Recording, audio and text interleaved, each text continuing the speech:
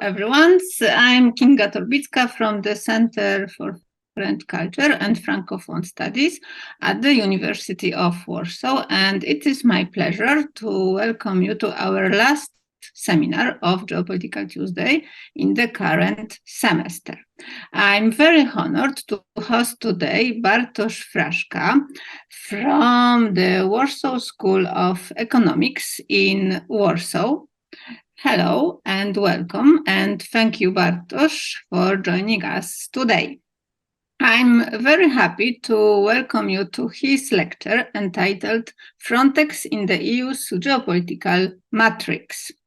I kindly remind our students that the essay submission deadline was the 9th of January. So for our audience on the Zoom, please turn off your microphones and cameras. And for your information, the conference is recorded and will be available on the YouTube channel. So at the beginning, I will present our guest. After Bartosz Fraszka will present his subject, then we invite you to question and answer session.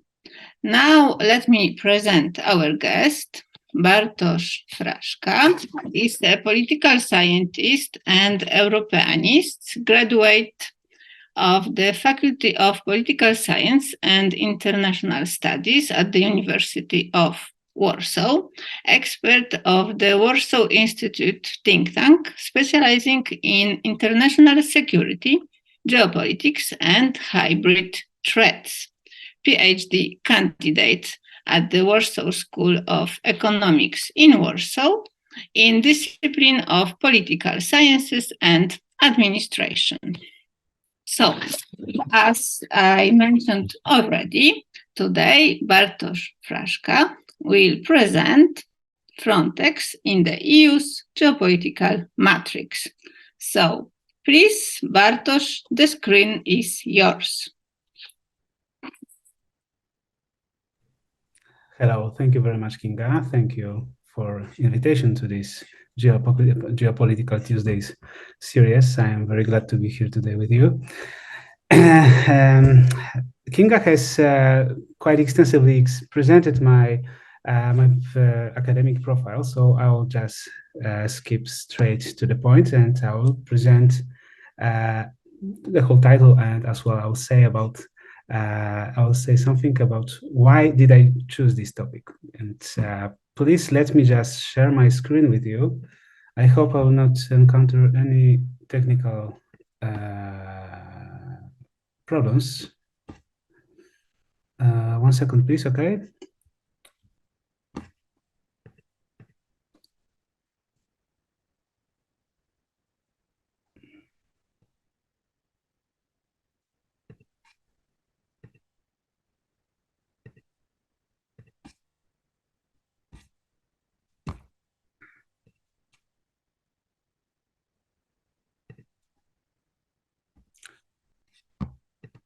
Okay, so I think now it should be. Yes. Do you see my presentation? Yes, it's okay. Okay, great. So, as Kinga has already presented me, I just want to stress that out that I'm a PhD candidate in this Warsaw School of Economics, and I am preparing my PhD thesis on Frontex. The full title of my thesis is Frontex is as a promoter of the process of institutionalization of internal security in the European Union. But for today's meeting, I have prepared quite the essence of my PhD thesis, which is the Frontex role, the Frontex position in the geopolitical matrix of the European Union. So I chose this topic because I think that looking through the prism of current global problems, global challenges, as well as the dynamics of international relations nowadays, the Frontex as a EU agency, one of actually the biggest one and the most financed and the fastest growing agency at all, is very underestimated. and it is also misperceived as an agency which has been established only to fight the migration, to fight with the decent people who would like to come to the European Union, who are seeking the better life. And many times I have met the people who didn't even know what the Frontex actually is and what its role is in the structure of the European Union security. So let me say more about the agenda of today's meeting, which will put some, which will, let me present the agenda of today's meeting. So what exactly I will be talking about and what are the parts of my presentation. So first of all, I'll present you some basic infos and basic definitions by which I think I will explain you the absolutely fundamental terms of the geopolitics of Frontex, of the European security and the external borders, especially within the EU's security architecture. Because what I have already said, I chose this topic because I find it crucial for understanding our nowadays European policy dynamics and the global approach of the European Union toward international trends, challenges, threats, and dangers which occur in the sphere of the external relations. So first, I will elaborate more the basic definitions. Then I will skip to the Frontex itself as an agency, and I will tell you something more about this agency, about this entity within the institutional structure of the European Union and what actually it does, what is Frontex scope of business, and why it is important. Later, I will present some geopolitical determinants of the European Union, and I will just grab your hand and I will go with you through the matrix of the geopolitical structure, the architecture of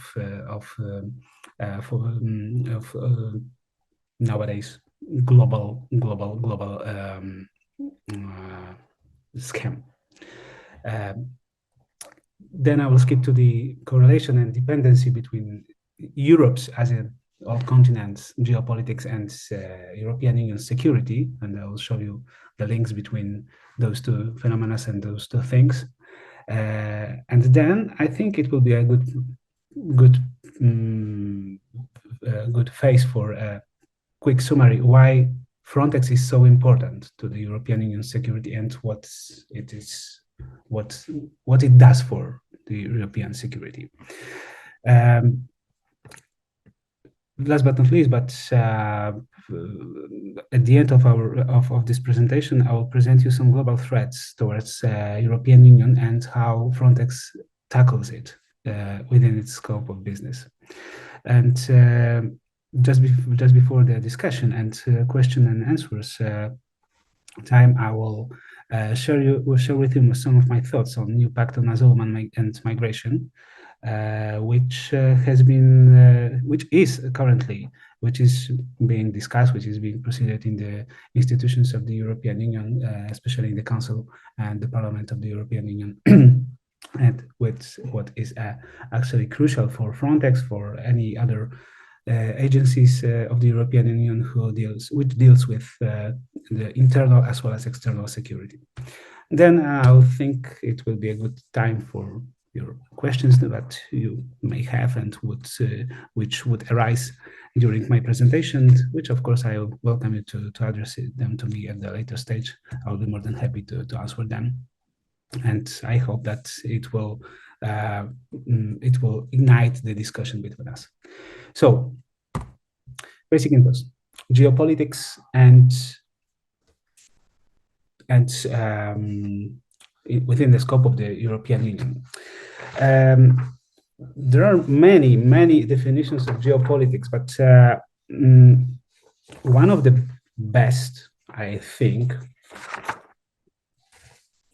definition is that it is the sum of the certain strengths of the international entity, like the state or the organizational of the international organization, the entity which is entitled to create its own sphere of influence and to extend its powers in the external dimension. The meaning of the geopolitics nowadays is, I find, gigantic, and it is crucial to understand the accurate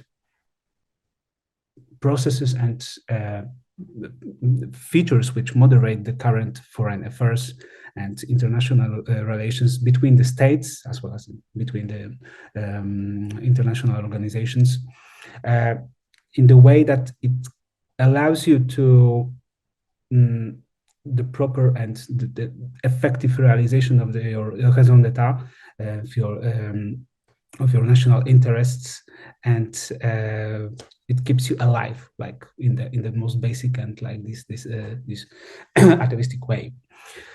So the proper perception of the phenomena which take place in the international sphere, in the sphere of international policy and diplomacy, and in the economic dimension, political, military dimension, actually is crucial for the survival and to further development of the state.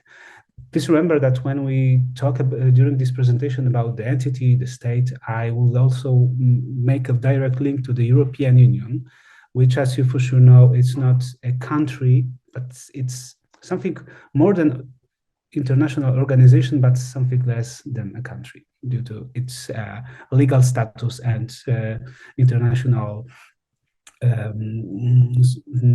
entitlement recognition, but it doesn't have all features of current state.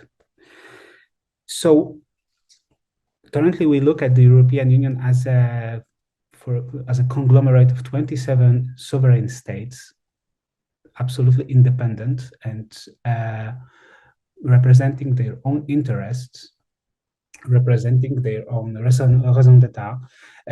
Each of these 27 sovereign states, they have bilateral as well as multilateral relations, which has been created due to for a long time in the history, and has been developed to certain levels that must be taken into consideration while trying to create any common approach towards international phenomena and challenges on the EU level. So it's very important to understand and to remember about that we are dealing with a conglomerate. We are dealing with an entity which consists of 27 absolutely sovereign members.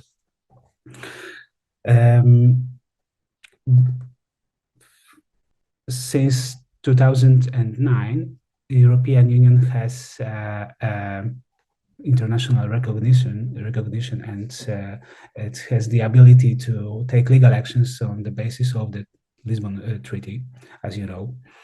And since then, it is perceived as a entity able to create its own international relations with other states and create its own image, create its own legal basis, and to influence international sphere of relations between other entities by its own rules, actually. So, as we are talking about geopolitics at all, I would like to just very briefly present you the two basic definitions about the basic definitions of geopolitics, classic and the critic approach. So the first one, the classic, it concentrates mainly on the influence of the circumstances circumstances which relates to the terrain, which relates to the geography, and which relates to the all geographical aspects as well as land, sea, nature, blah blah blah, to the state. It is a very classic approach to the understanding of geopolitics and its roots. The roots of this approach, to be honest, began in the 16th, 17th century, and in a very early stage when people thought that the geography is really the most important factor in creating foreign relations and foreign policy.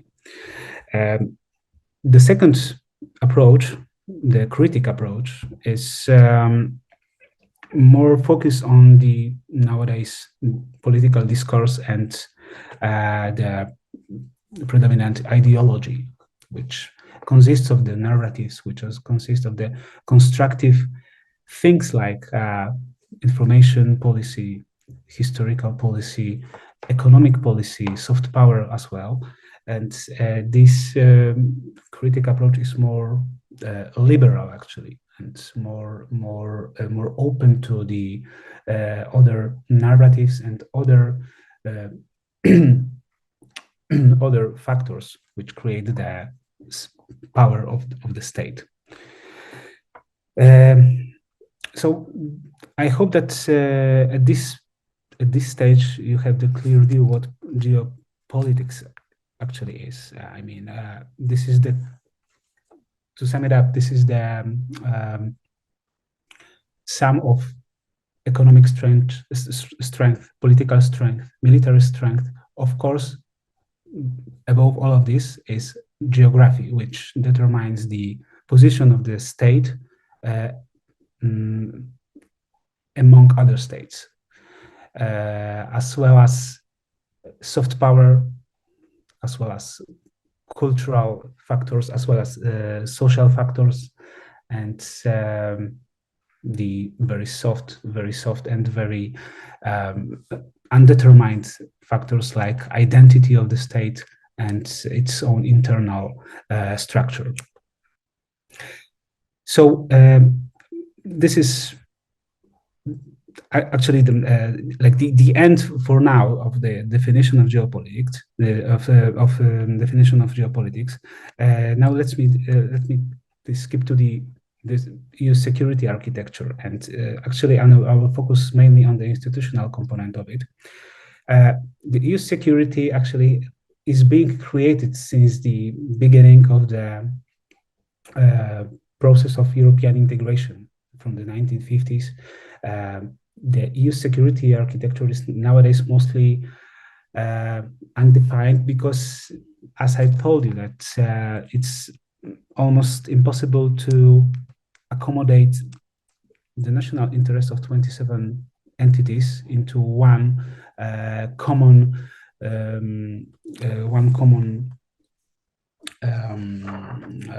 denominator.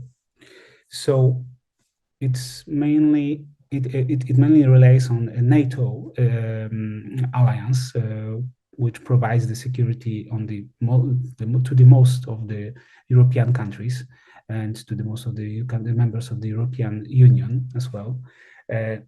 Within this architecture, which we can perceive as a system, a security system, we have, of course, lots of institutions which provides the security.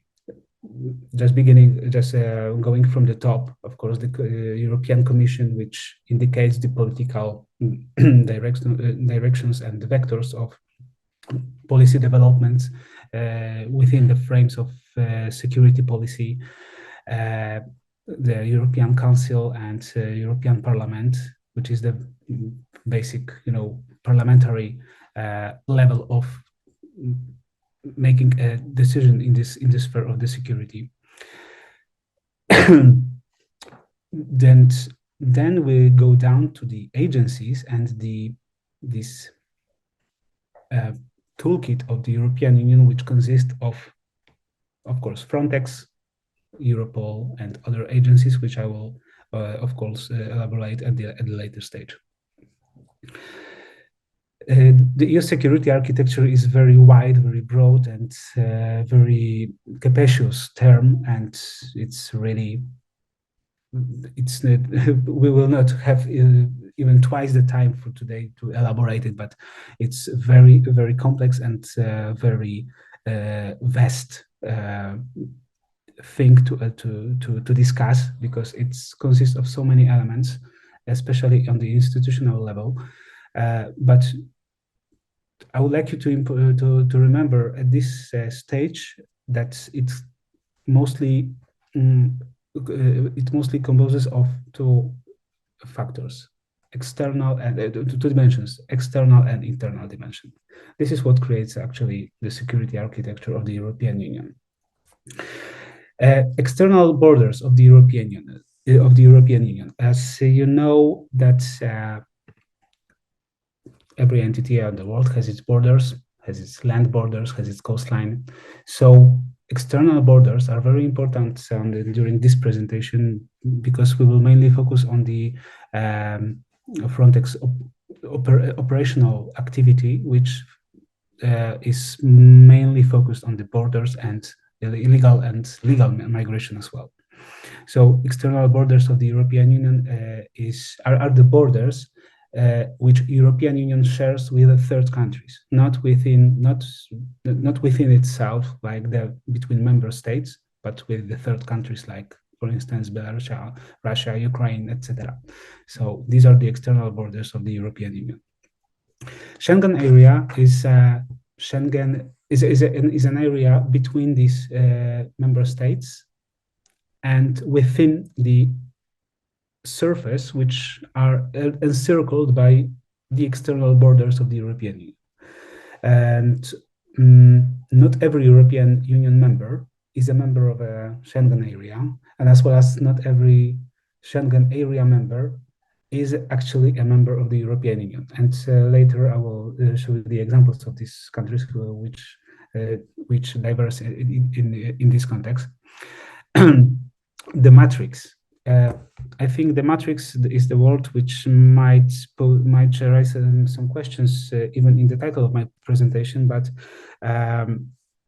to put it in a nutshell, I perceive the word matrix actually as a non-comparable in the Polish language, because the matrix in English language, and supporting myself by the Oxford Languages Dictionary, matrix is the cultural, social, or political environment in which something develops. As well as Cambridge Dictionary offers the definition of matrix as a set of conditions that provides a system in which something grows or develops. So it's not only in the mathematical sense that we see a chart, or like we see a table with squares in it, and what mostly how mostly matrix is presented, but using the word matrix and geopolitical matrix especially, I try to link all geopolitical factors which create the environment of the European Union that provides the opportunity to develop and to broaden its sphere of influence. That's what I mean by the matrix. And as far as the European Union, I would like to present you very briefly some main figures of the European Union, just to give you the basic, just the baseline for further elaboration. So, European Union consists of 448.4 million people. This is the population of the European Union, which is quite important in the geopolitical aspect. First 5 largest countries, like Germany, France, Italy, Spain, and Poland, make 58% of this population. So you can see the quite quite big disproportion between the population and the number of the members of the European Union. European Union shares approximately 14.4% of the global GDP. Together with the United States, it's almost 30% of the share of the world GDP, and in comparison, China shares a bit more than 19% of global GDP. So as you see, the European Union is a economic power and economic superpower in the world. Is a superpower which concurs with United States as well as China and any other states which tends to be the economical superpower. As far as borders are concerned, I find it's crucial to remember that the total length of the land borders of the European Union is approximately 14,120 kilometers, something like this. It's nearby this number, and the total coastline border, which encircles the European Union, is more than 66,000 kilometers. So as you see, this is a very long and very vast border, which Frontex, and the later stage I will elaborate it more, has been established to and aims to protect. Going one step back to the geopolitics, here are some, I think, quite sexy definitions of geopolitics presented by Kaplan, Spikeman, and Mackinder, one of the founding fathers of nowadays geopolitics.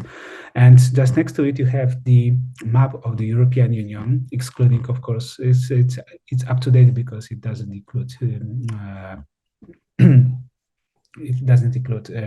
United Kingdom. Unfortunately, it doesn't show which country has candidate status, but it's not quite necessary to present it at this stage. But I just want you to look at this map and think about it from the strategic and the geopolitical perspective. As you can see, the border of the European Union is very diverse, very irregular, and very vast. It begins from the top, just actually nearby the Arctic Sea, and goes down to Finland and Baltic states, Poland, Romania, Bulgaria, just down to the Crete, to the Greek island. And at this length, actually, we all have the border with, excluding, of course, Ukraine, but states who has rather hostile attitude to some of the members states of the European Union, but and as well as to the European Union, but at all. It is very important to look at the map while trying to make any political decisions in this sphere of security policy and foreign policy development.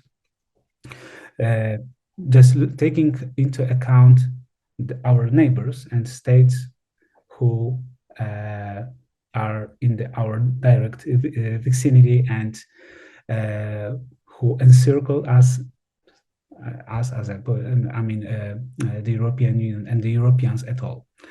And the next map is a physical map of the Europe, also including the Eastern Russia. So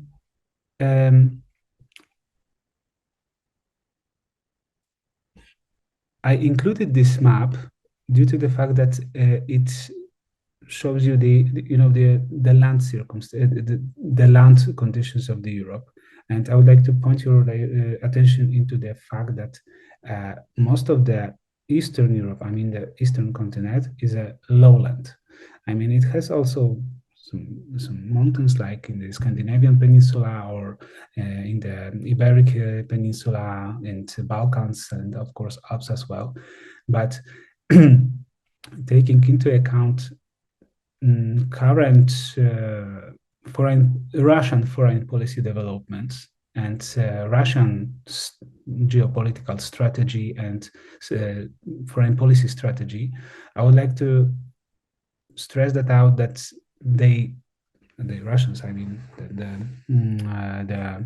not our direct enemy, because I don't want to say that at this stage, and because the dynamics of foreign policy doesn't indicate that, but developments in the policy between the developments in relations between European Union and Russia are not very positive and fruitful so far.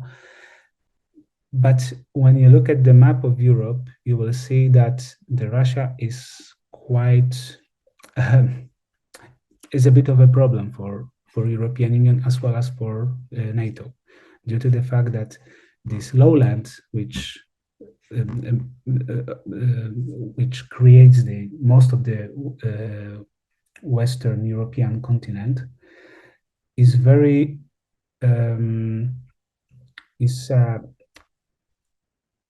is a territory on which many wars and many conflicts may appear, and during the various stages of development of and integration of the European Union. Not everybody on our eastern sides and not every eastern neighbor is happy that European Union is develops, and not every European country perceives, of course, eastern neighborhood as a hostile territory. But the fact is that the current geopolitical trends shows that from this direction we can expect nothing but threats and nothing but problems for the development of our integration and within the European Union, of course. The third map focuses on the Mediterranean basin, and this is so-called a soft underbelly of the European Union, due to the fact that the natural border between Europe and Africa consists of the water basin, the Mediterranean Sea, and it consists of also quite problematic neighbors, with which European Union tries to develop the relations, of course, in the best possible way, but not always it can be achieved, due to the fact that from the south, Europe neighbors with Maghreb countries, Mashrek countries, and whole African continent.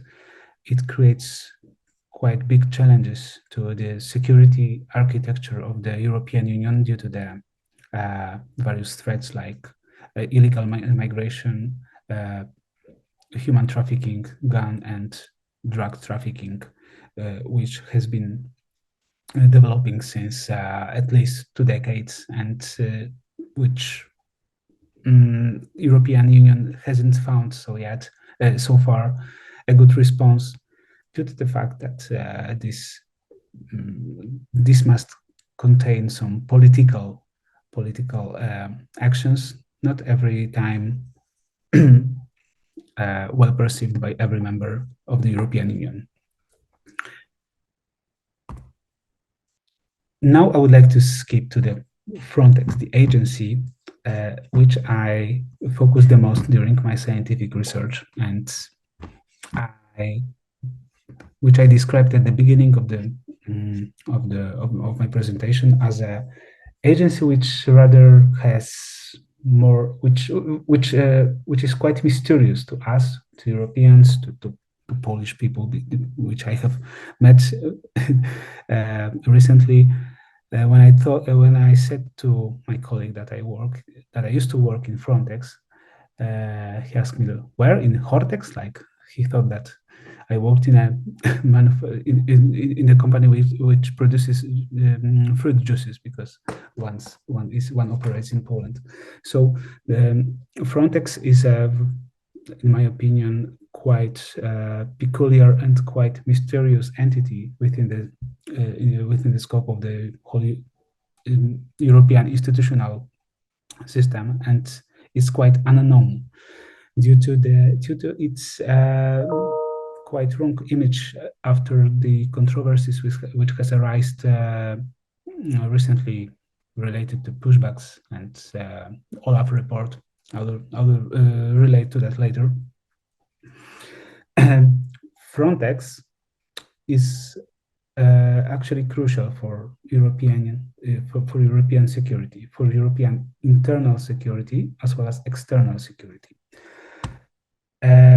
Here are some basic facts about Frontex, and just going from the beginning. When the European Union in 1993 has been created, it consisted of 3 pillars. I mean, its activities has been divided into 3 pillars. The first one was the European Community, which included the economical aspects and everything what related to the economic growth and economic cooperation, and it was developed on the international level. The 2 other pillars, the second one, the common security and foreign policy, and the third one, justice and home affairs cooperation, were rather intergovernmental. I mean, the decisions in these 2 pillars were based on the agreement between states and governments, and were decisions in this sphere of European activity were based on the consensus between the proper representatives. So after the Balkan War in 1990s, European Union changed its approach to the creation of the security policy, foreign policy, and the European authorities decided to focus more on the migration and external threats toward internal security system and the internal security of the European Union. So among the others, because of that, in 2004, the European Agency for the Management of Operational Cooperation at the External Borders of the Member States of the EU was created. I know that the initial name of the agency, which now is called quite shorter, European Border and Coast Guard Agency, is quite long and quite boring. But at this stage, they tried to to accumulate the most operational aspect of Frontex activity in order to tackle challenges which arise on the external borders of the European Union. In 2016, the Frontex renamed itself, and then it became a European Border and Coast Guard Agency, and this name is actual till today.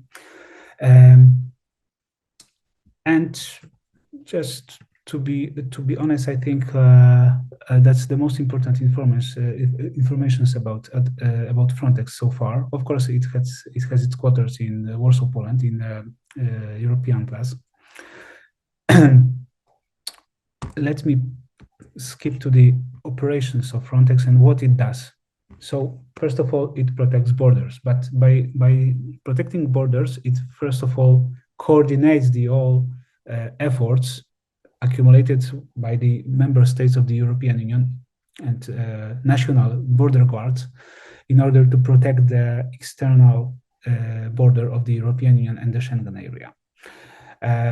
Frontex fights with cross-border crime, and it reports to the headquarters, reports to the national authorities when any crime on the border has been detected.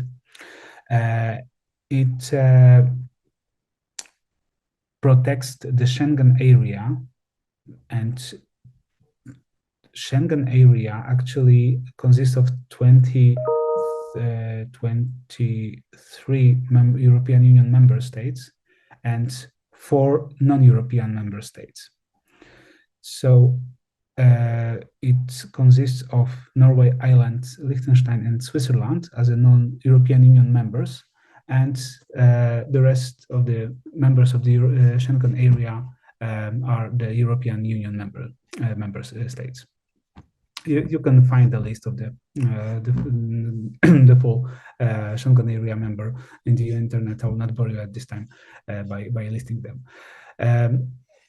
So it secures the Schengen area, and Schengen area is the area, as I told you at the beginning, the area which is protected on the external borders, but it's actually it's not protected within it. I mean, the internal borders between European Union and Schengen area member states has been voided in order to facilitate the freedom of movement of people, of goods, as well as in order to facilitate travels and to allow European citizens to travel between the states.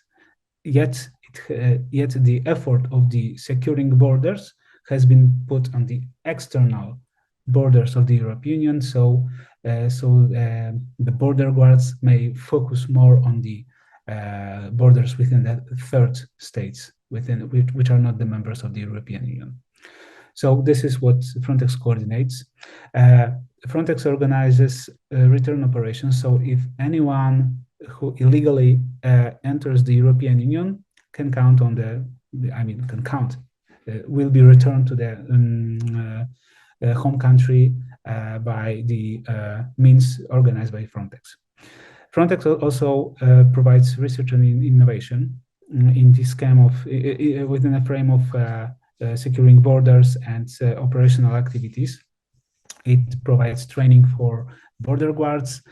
Of course, it cooperates with other institutions of the European Union as well as member states, and it provides the risk analysis by the technology, for instance, like the Eurosurveillance system, or ETIAS system, which is a European Travel Identification Authorization System, as well as Schengen Information System, which is also the system where everyone who would like to enter the European Union from the third country is registered.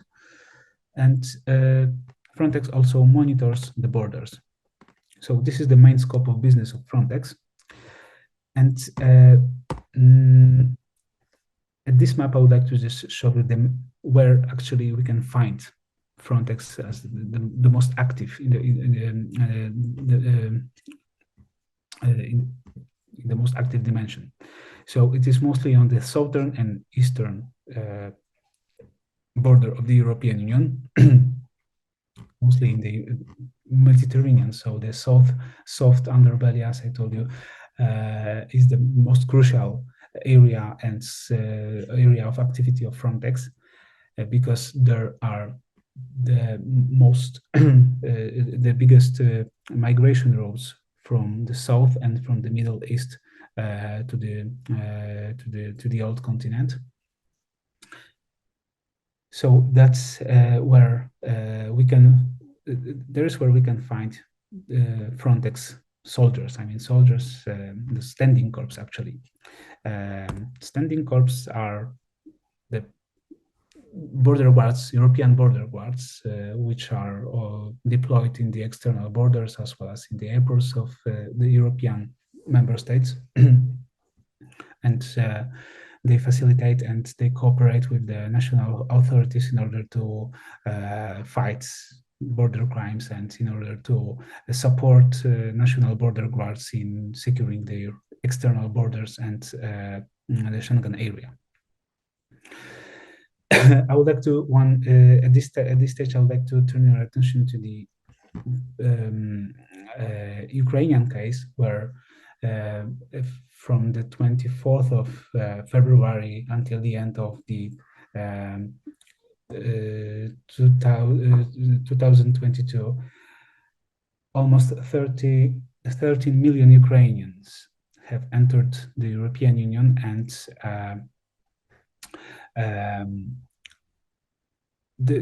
actually that was one of the biggest flows of migration which has been reported so far from since the establishment of Frontex. So these are some figures. As you know, Poland received the most of the Ukrainian refugees during the Ukrainian-Russian war. So quite a big effort which has been made by Polish border guards, who hasn't used any Frontex support due to the political reasons, but it's quite important to remember about that. Now I would like to show you some geopolitical determinants of the European Union and discuss it with you and elaborate them quite to some bigger extent. So when we think about the geopolitical matrix of the European Union, we must take into account all of these factors which I have earlier discussed. I mean, geography, demography, climate determinants, energy, economic, and military power. Due to the fact that European Union actually doesn't have a military power by itself, it only relies on the military power provided by the member states. Please remember that, like, for instance, we have a nuclear power in the European Union, which is France, because only France has an atomic bomb. So it's all taken into account altogether. It creates quite measurable potential within the scope of the military and army capability. So we all have to take this into account while trying to discuss geopolitics of the European Union, and going just from the top. As I have showed you the maps of the Europe, and as we have discussed it already, for instance, the access to water area is crucial for any development within the sphere of the economic relations, within the political power,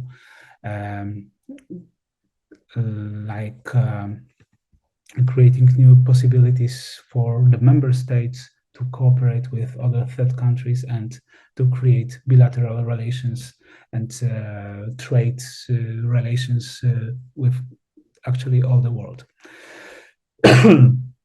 Neighboring states are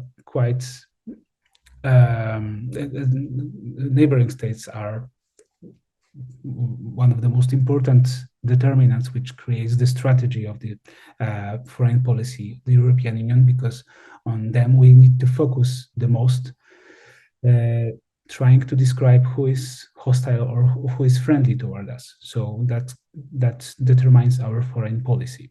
Land and sea borders, it determines our possibilities of creating our strength, our power, and the means by which we try to secure our homeland. I mean our core, which is the Schengen Area and the European Union. As far as demography is concerned, it's quite important to take into account, talking about the geopolitics, the population and the population capabilities. I mean, as you for sure know that it's important to remain the birth ratio at the level of 2.11 in order to secure the 2.11 child per family to secure the growth of the population in a society. Nowadays, it's much less than 2.11, and to put it in a nutshell, the Europeans are dying. I mean, we are the descent of the demography is obvious, and it's indicated in almost every scientific research on the topic of sociology and demography, and that must be also taken into account while talking about the Europeans as the society and the most important factor of the political sphere of activity. Climate determinants. It's sometimes also underestimated because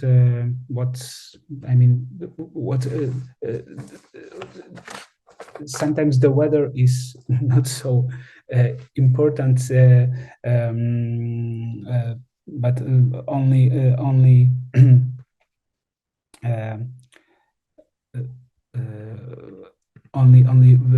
by some narratives.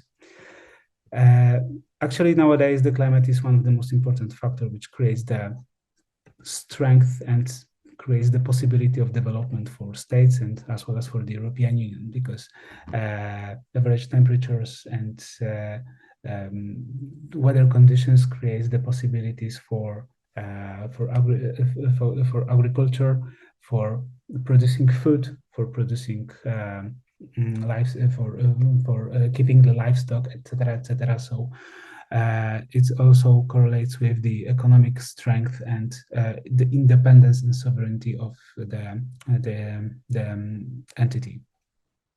Also, it determines our crisis vulnerability, because if we are living, for instance, in Japan or nearby the volcanic triangle, nearby the Pacific, we have to encounter many tsunamis or earthquakes, etc., etc., and that is quite crucial when we try to, for instance, develop our infrastructure and to create our independency.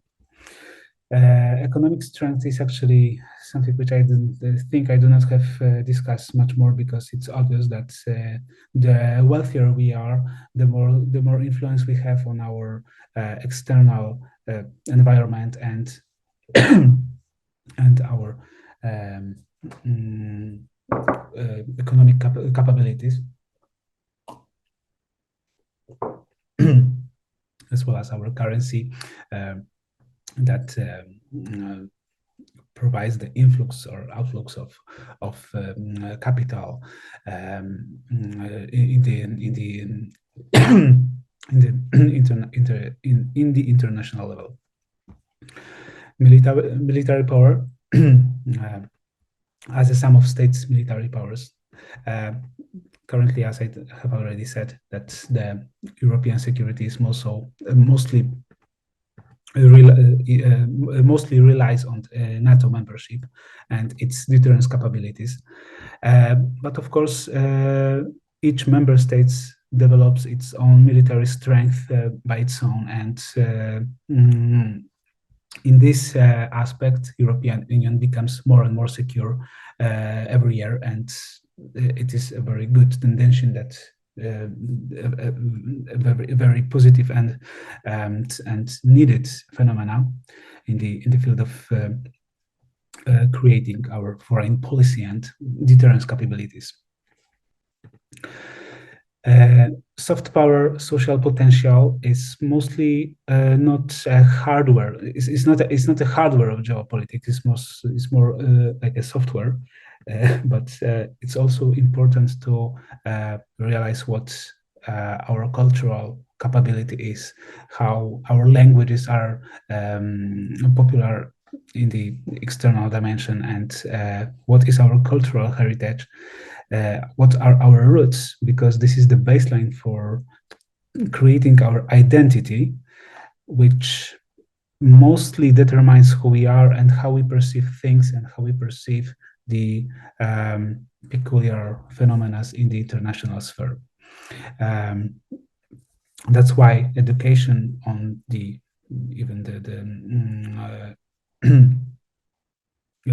on every level of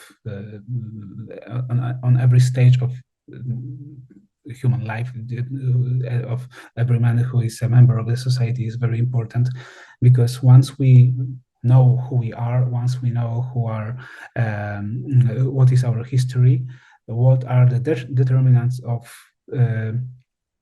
our current position of the state, we can make better decisions as a later decision makers, or at the later stage as an authority. So that is why these main geopolitical determinants I have included in the matrix of the geopolitical in the geopolitical matrix of the European Union.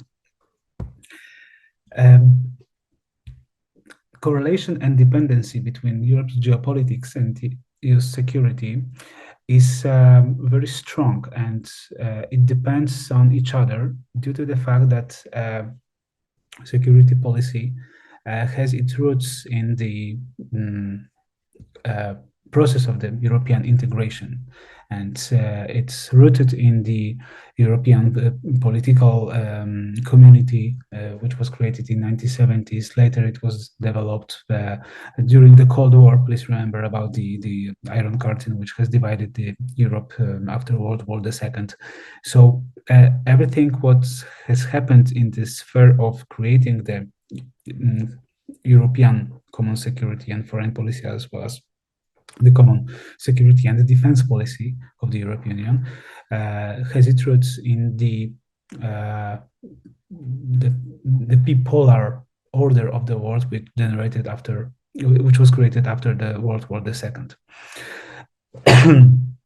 The security policy of the European Union was always based on the approach that on the defense, actually, I mean, due to the fact that NATO provided the security, and of course the United States provided security for the whole continent to the most extent.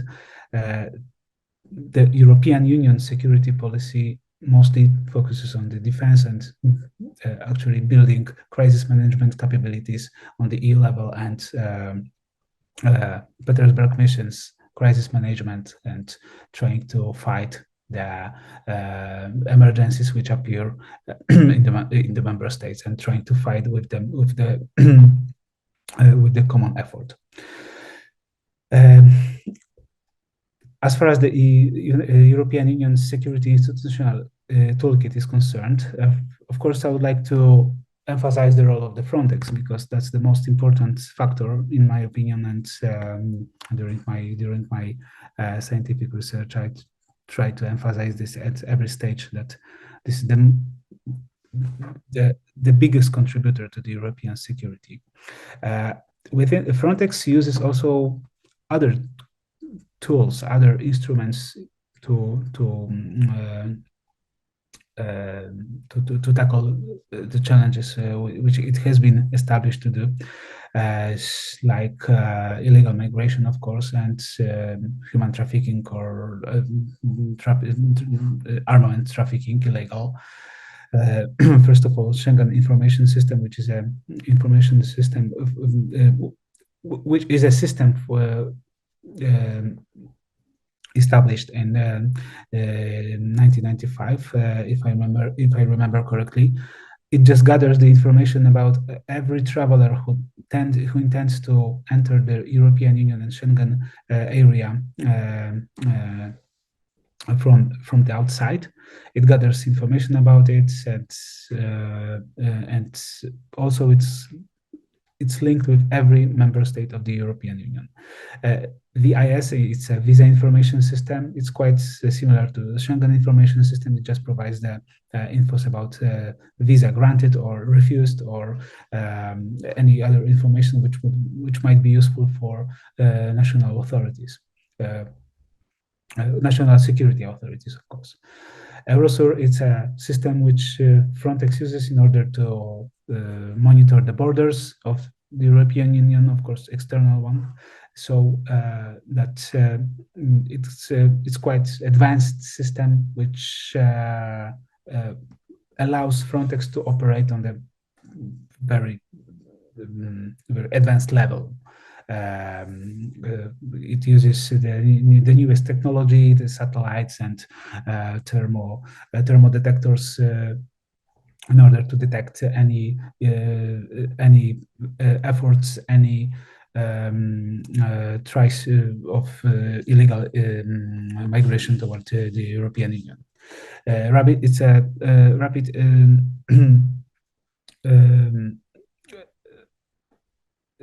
Rapid is a shortcut of rapid intervention teams, which has been which aim is to secure external borders on the hotspots of the during the migration crises. So, for instance, if a big and extraordinary migration flow reaches, for instance, Italian borders, the rapid operation is ignited, and Frontex standing corps, as well as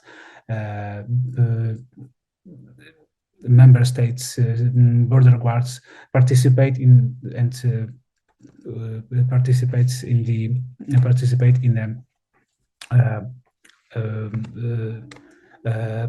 in this process of reducing the problem with the migration flows.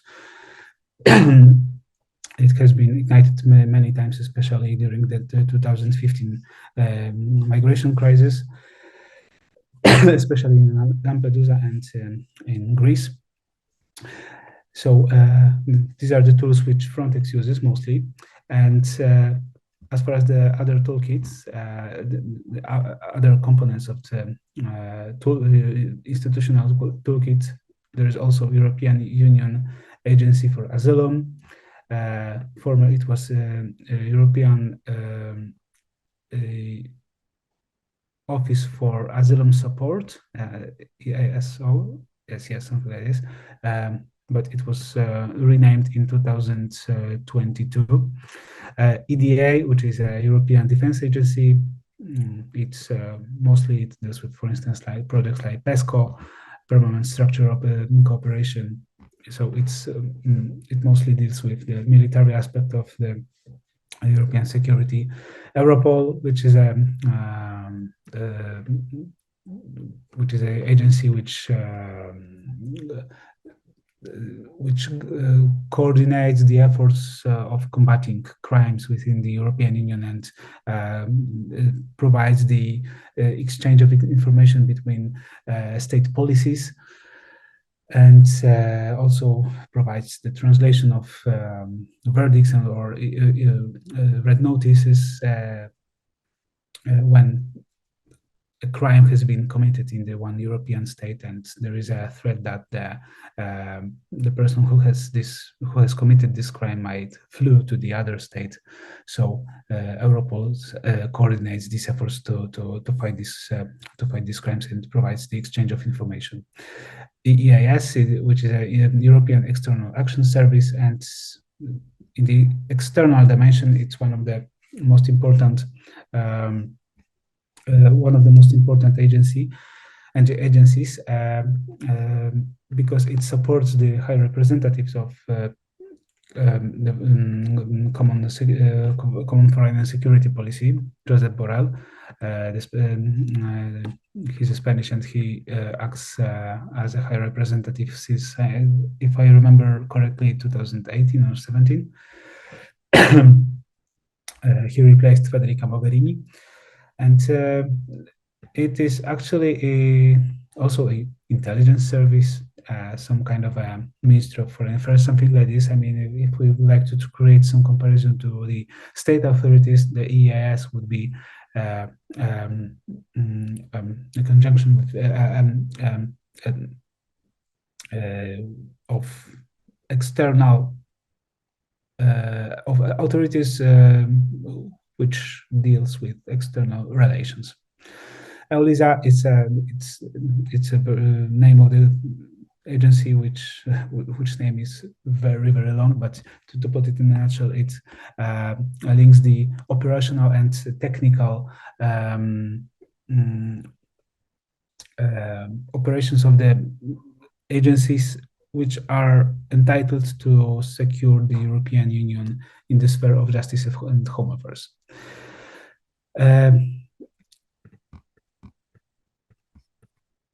Yes, and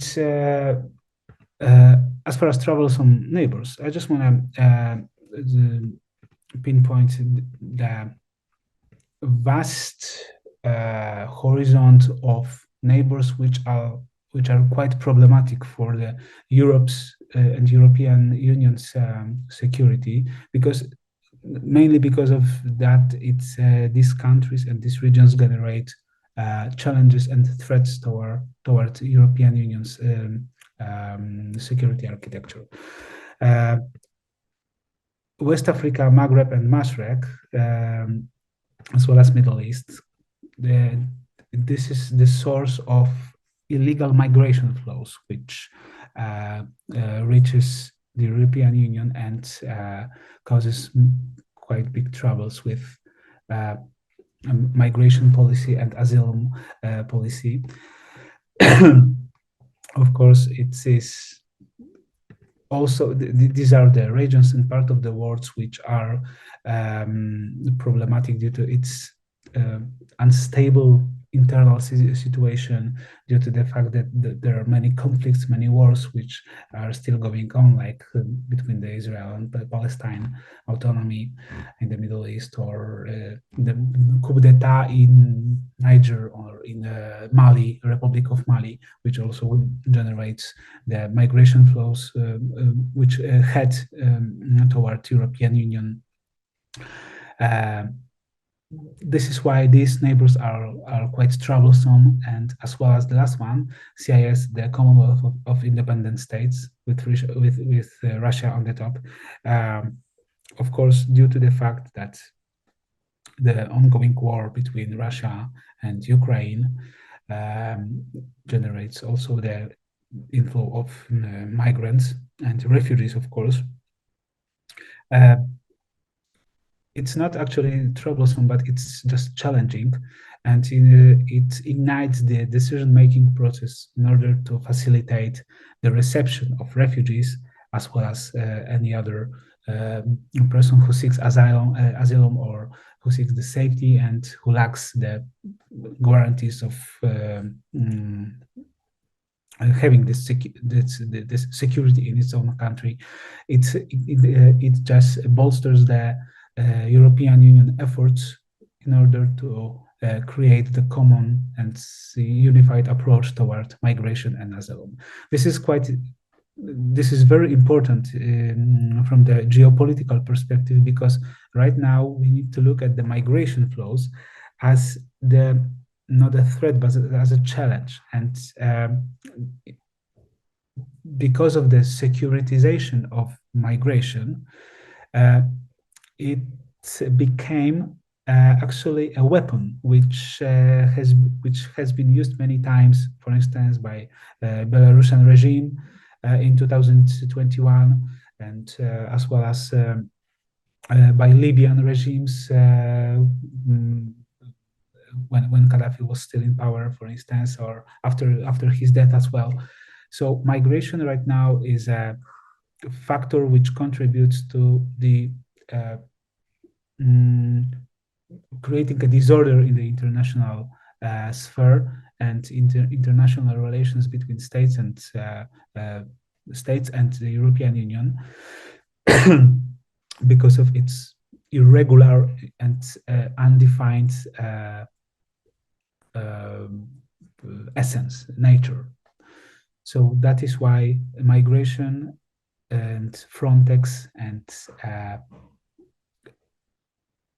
among the others, other geopolitical factors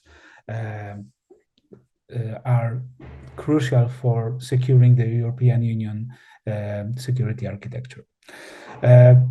The last one, the civilian and military missions of the European Union. This is also the factor which relates as well as to the European Union security as well as to Europe's geopolitics, due to the fact that the mission, civilian and military as well, conducted by the EAS or together with NATO, are the external representation of the European Union's ambitions to be the serious actor in the European theater. It shows that the European Union can and wish to be perceived as a superpower in the global theater, but due to the fact that it has problems with the proper definition of its own political interest on the European on the Union level, it can only actually rely on such specific missions which aims to monitor or to bolster or to coordinate efforts in the third countries aimed to guarantee and provide security in the external dimension. Why Frontex is so important to European Union security? Due to the fact it operates in the justice and home affairs, and this is a very sensitive sphere of EU's activity because it deals with the very thin border between the sovereignty of the member states and European Union's interest and European Union mandate. So Frontex actually doesn't have any power to conduct its own operations. All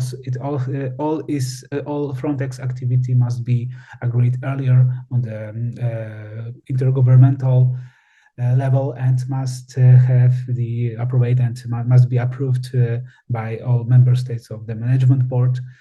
So this is very sensitive because of the politics of the European Union and politics of the member states to secure the Schengen area. Justice and home affairs is the most problematic sphere of European Union's scope of business because of its political sensitivity. And I do not foresee that it will change in the next years because it will always be a problem for European Union and for member states to create one common approach that amasses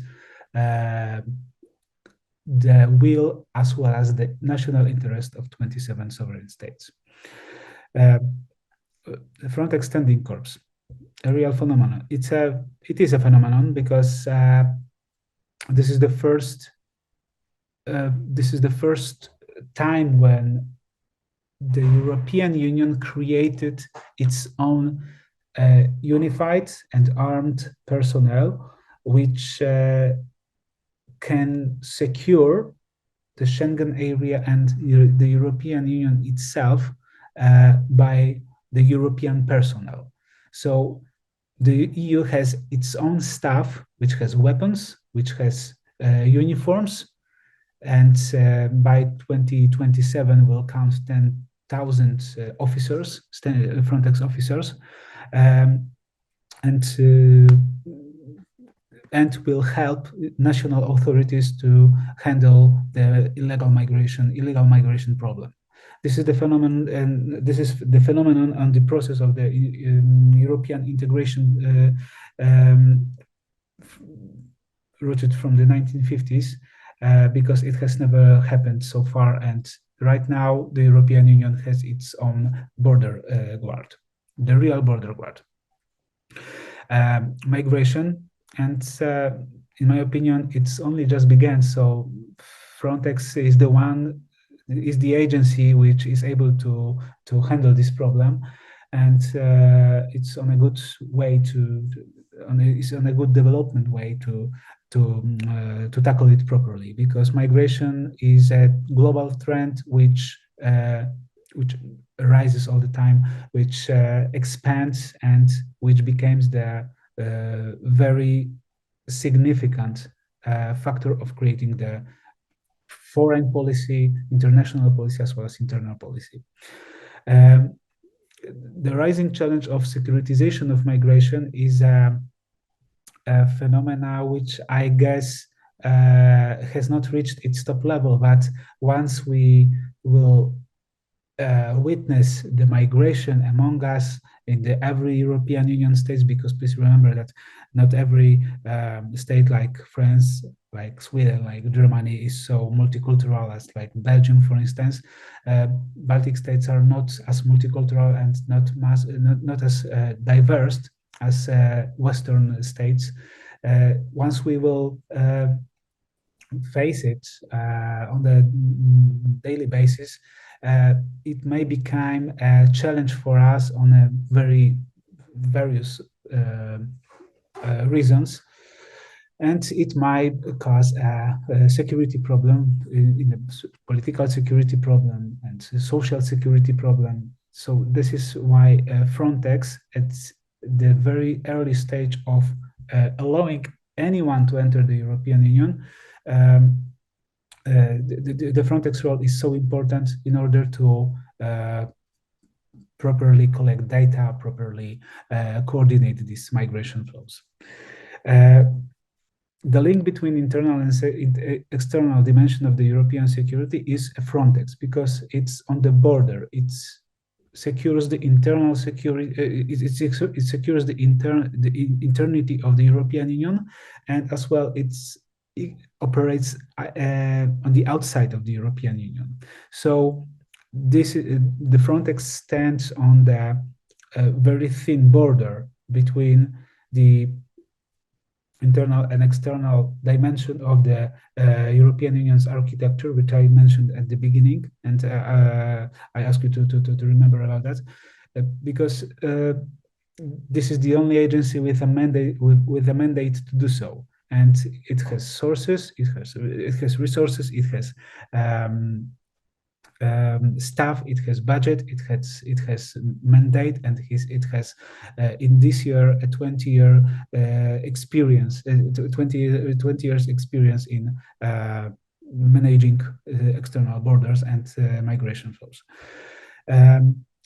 It also provides a good testing ground for further European integration in the political perspective, because European Union hasn't reached so far the level of the political union. It has in the full scope, but nowadays it's just aspires to do so. So it's a good testing ground. It's a good polygon to make such experiments in the external and external dimension. Also, global challenges make Frontex as well as European Union. It makes necessary to be on a constant standby, because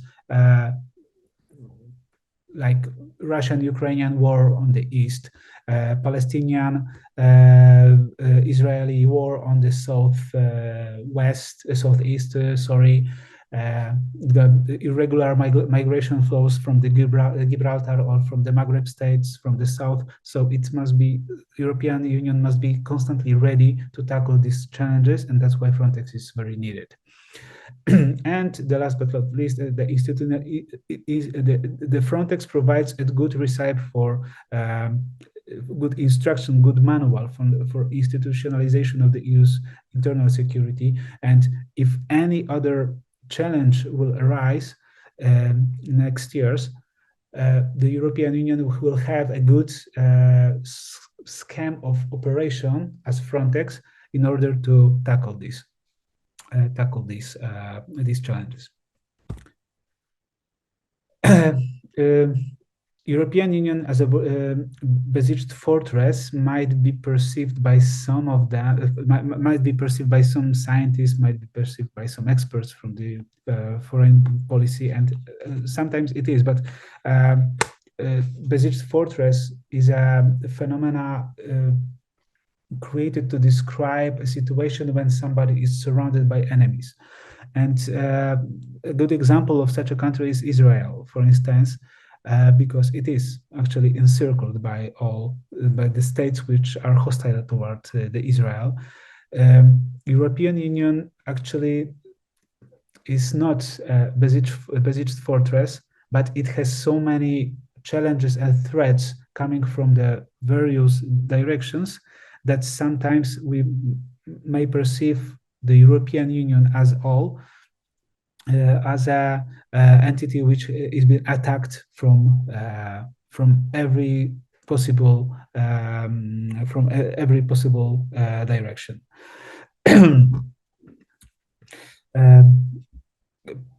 I will skip to the final issue of this presentation, New Pact on Migration and Asylum. New Pact on Migration and Asylum is a set of actually 5 regulations proposed by the Commission of the European Commission by Ursula von der Leyen in order to standardize and unify the European policy on migration and asylum. It consists of many legal solutions, which I will not bore you at this stage because it's not so relevant. But one of the most controversial regulation proposes solidarity mechanisms, which, to put it in a nutshell, creates a legal condition in which, when the migration crisis would arise or would reach the European Union, every member state is obliged to help or to provide or financial or operational support in order to handle the migration crisis and to reduce depression and amortize the migration flows.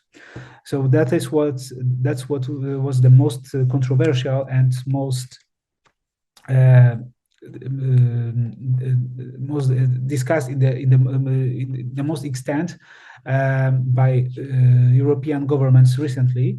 And nowadays we are looking for the final the final shape of this new pact, because these resolutions are still discussed in the European Parliament and in the European Council, in the Council of the European Union. So we are all, and especially me, we are looking still for the final conclusions on this legal basis for political approach toward migration and asylum on the European level. And I think, to be honest, that this pact is a big disappointment because it's again, it tackles with the problems which cannot be solved on the EU level because we have not reached a certain level of the certain phase of the integration, of political integration, which would allow us to create legal solutions for migration and asylum. That is why it is, in my opinion, we still need to look and we still need to wait for the whole European integration process that will develop in the next year, of course, because this is the natural circle of things. But nowadays we are not able to properly handle migration problem in the way the European Commission proposes to do so. Also, the migration problems and the sources of migration problems are outside of the Union, but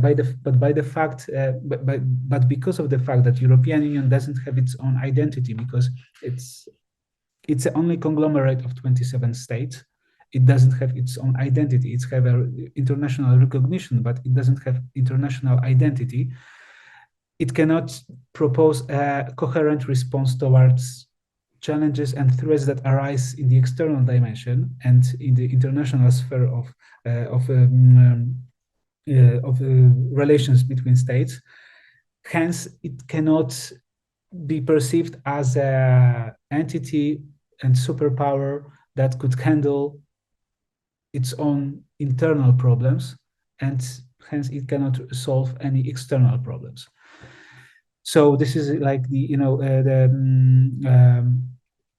the circle of problems which currently are not able to be solved on the European level, but looking at the geopolitics of the European Union, looking at the whole integration process, looking at the current solutions and challenges as well for the European Union and for its authorities. I hope that very soon we will find ourselves in a different position, especially in a different international position, especially in the scope of the security and guarantees of further development. Guys, this is all for this is yes. I'm sorry, Kinga.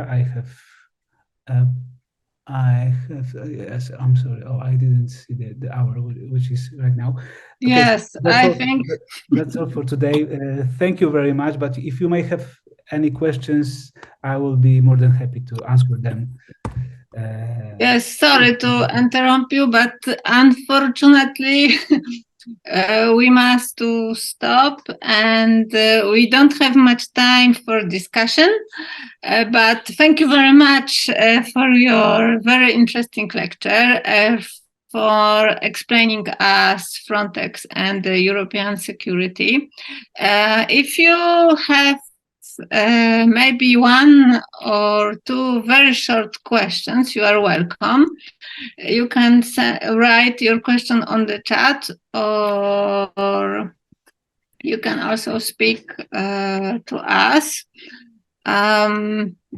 because we are already at the time of finishing our seminar. So I think we will stop here for today. If there is no question, thank you very much for being with us. Thank you very much, Bartosz, for your very interesting lecture.